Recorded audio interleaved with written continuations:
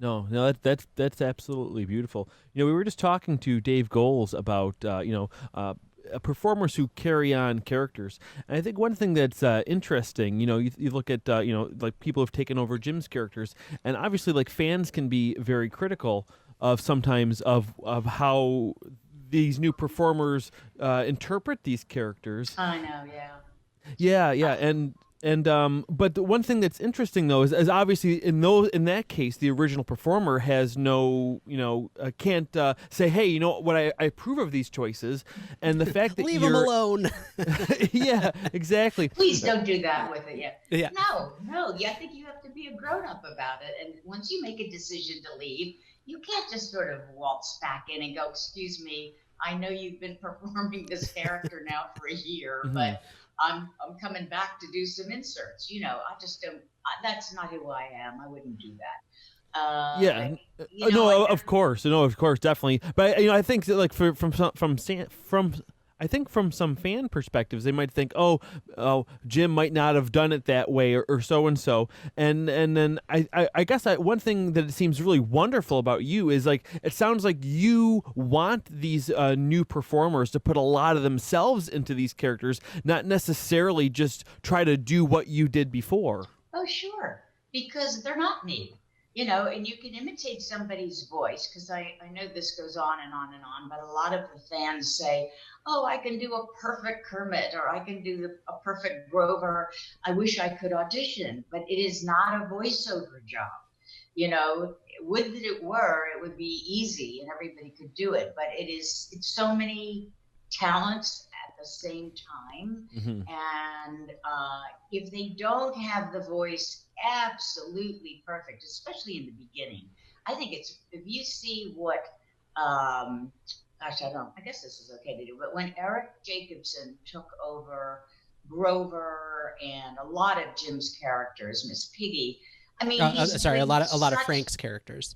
yeah, a lot of Frank's characters. Yeah. And he is doing such a fantastic job that even I sometimes have to think, who is that? And I know the fans get troubled when a new person takes over a character, but all of these people are cast from within the family of the puppeteers. It's not like they have found a puppeteer, from outside the group. So the ability to imitate a voice is already in the air, let's say. Because people, we would all pit each other and do each other's voice, sometimes. I mean, the males would do the males, whatever. But I think you have to give a new Kermit or a new Prairie Dawn or a new whoever. You have to give that person a chance. I can tell you that they have worked extremely hard listening to Jim, for instance, Matt Vogel now doing Kermit. I think he's doing a great job. Yes. And he really, really worked at it. And he went back to not what Stevie had did, because Stevie was very good too. But he went back to Jim, the original Jim, and listened and listened and listened. And it's the intonation, the inflection, it's the humanity of that character, and the manipulation. There's just so much.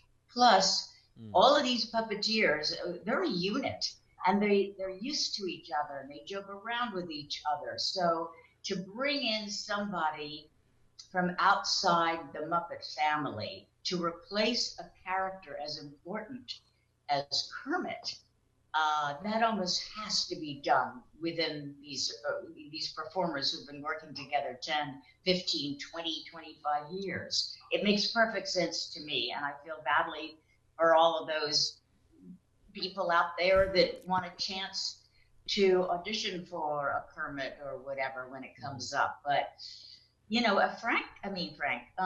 Matt had to do a lot of auditioning too. Yeah. They didn't just throw a major character like Yeah, that around. yeah, like they No say, a way. 20-year overnight success, right? Well, So I hope the fans can be a little more understanding about Yeah. what all is involved It's not just the voice, it's finding the soul of that character, Yeah. the speech pattern, keeping that character alive while improvising, which is really tricky. Mm-hmm. And the wit, the quick wit that you need. Yeah, I love what you So, said about having the audience give the new performer a chance, and I think because when you think about it, the original characters are in some way a piece of that performer, and absolutely. and that's what I think people fall in love with so much, that how humanizing these characters can be. And so when someone else takes over that, what people think they want is an impression, when really that's not what's best for this character Right. to have a long living life as a character. So I think it is important for these new performers to try to be as honest to the character as they can be, but also in order to make this a real fleshed out character, it has to have a piece of that new performer in it. Yeah. I mean, how can it not? Yeah. I mean, Yeah. I have my DNA, and Stephanie has her DNA, and Jen Bernhardt has her DNA. I mean, it's just, but it's close enough. Also, on Sesame Street, there's a new audience every year. So it's not like a 5-year-old is going, when I was 3, Yeah. that Zoe sounded differently. Now with Kermit, that's a little bit different, but it's much Sure. easier to get away with recasting, I think, Mm. on Sesame Street. And everybody has been recast, Bert and Ern. I mean, they've all really been cast, as sadly we have lost a lot of these puppeteers, and they're all doing a terrific job, you know? Absolutely. The Well, yeah. fans have to be patient.